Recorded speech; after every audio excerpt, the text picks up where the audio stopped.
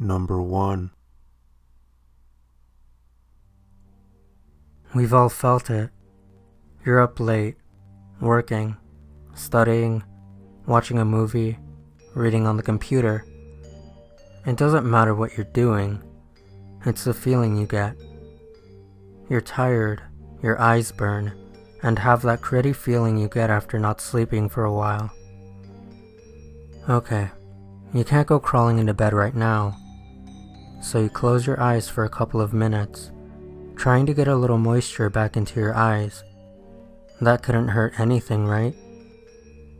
Then, you're falling, like stepping off a cliff. You're in free fall, though your body isn't moving. Then, like a bungee cord snapping back, you're jerking awake, heart thumping a little faster, blinking quickly, wondering what just happened. Doctors call this a hypnagogic jerk, a natural reaction, they say, to your brain thinking that you're dying, when your breathing and heart rate slow as you fall asleep.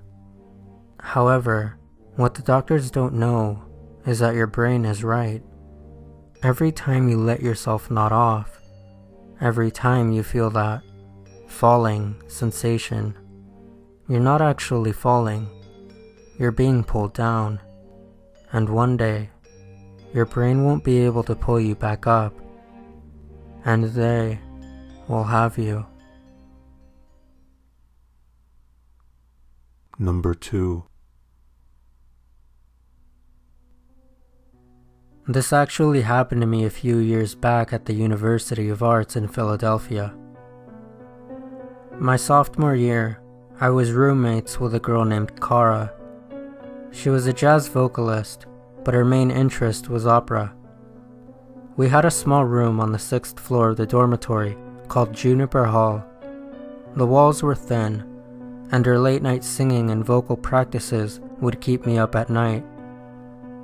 After a month or so of lost sleep, I convinced her to move her late-night practices to the music studio in the Mary Ann Theater building a block away.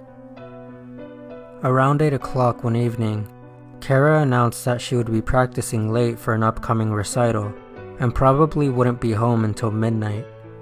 Great, I thought. That means I can go to bed early.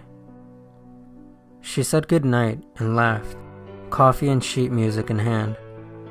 I made some grilled cheese and soup, gobbled it down, and immediately began to prepare for bed. By the time I got out of the shower, my eyelids were so heavy I could hardly brush my teeth. I pulled on my PJs and crawled into the top bunk of our bunk bed. I was out as soon as my head hit the pillow. Now, I should take a second to describe the layout of our apartment. When entering the apartment, the bedroom was through a door immediately to the left. Our bathroom was inside the bedroom, just past the bunk beds. Anyway, I woke up to the sound of the apartment door closing.